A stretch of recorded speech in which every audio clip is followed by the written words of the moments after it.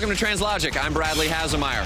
Formula One is massively popular worldwide, and it's starting to catch fire here in the States as well, thanks in large part to the U.S. Grand Prix here in Austin and fantastic drivers like Sebastian Vettel with his Infiniti Red Bull race team.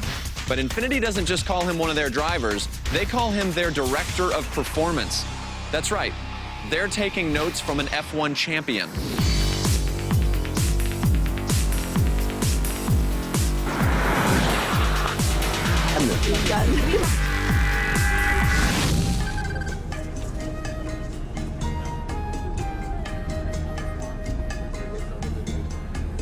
Hey Sebastian, I'm Bradley. What does that do? This is a wide angle. Ah, so you get everything. Yeah, exactly. It gets everything. Ready when you are. Okay. Thumbs up. And we are off. Tell me a little bit about your involvement with Infiniti. Obviously, with this car specifically, you had a chance to give a lot of input. Oops. That's all right. That's testing a little bit of warming up for Sunday. Initially, I wasn't very happy with the car, especially with the steering. Didn't feel right. The steering was oversensitive, and yeah, then they made some changes. Next time I drove it, it was much better. Not far away from how it is now. So. Yeah.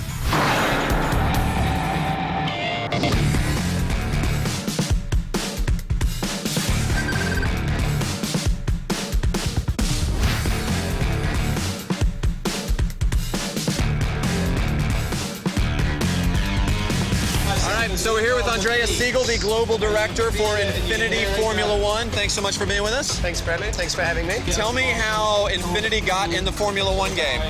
Well, I mean, we're now in the third season already. We started back in 2010.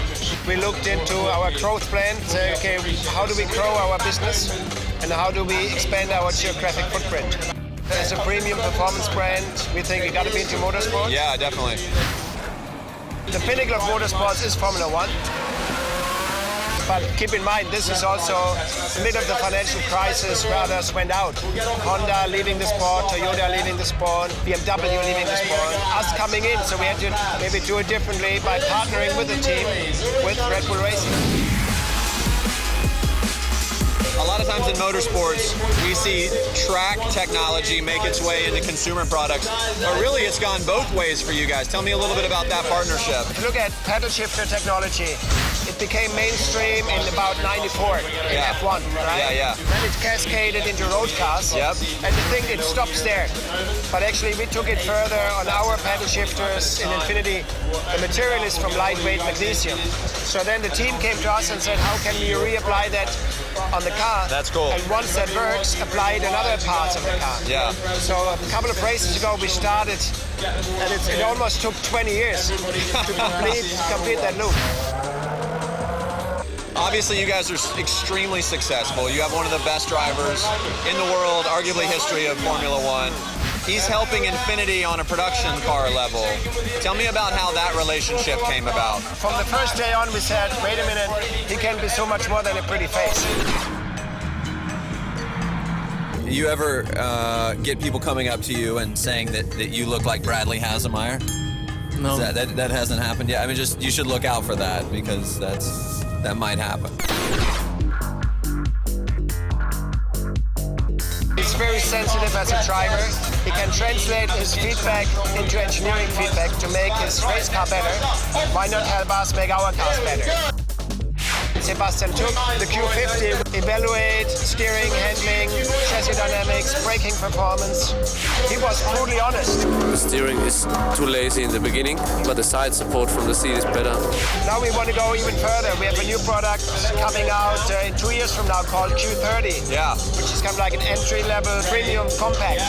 What you really would like to do is a super sports car, a proper performance car. Yeah. We got Sebastian in, benchmarking product for that category. Okay.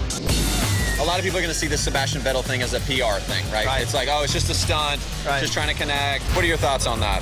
I think it's fair. I would be skeptical by saying, yes, it's just a show. I think you got to give us some time to prove it. We had to give time to prove it to Sebastian. He said, like, wait a minute, are you just using me? Is this for real? Right. So the first year, we've done nothing than just showing him how we develop road cars.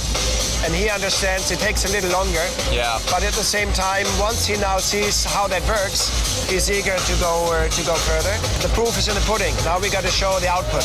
And it's a long-term relationship. It's not just like, oh, he's working on the Q50, okay, now he's done, and Exactly. let's get another big name in here. And, Exactly. yeah. He's been to more Infiniti facilities around the world than most of our own executives. He's driving the product with different engines and different models around the world every other week. Yeah. So he has a pretty good understanding. But also he himself likes to improve things. And so that's the best chance for him to do it. So any skeptics, all I can say is just watch that space. Just hang on a little bit longer, Exactly. and you'll see what happens. Great. Is this something you see happening kind of more and more? I mean, you're an F1 driver, highly precise, driving highly precise machines, but now you're asked to give kind of your comments on a production car. So that's a bit of a different world. Yeah, it's a completely different world, but yeah, it's also a fun project. Obviously, it's something completely different, and yeah, it's nice to experience, you know, a different style or different way of cars. Right.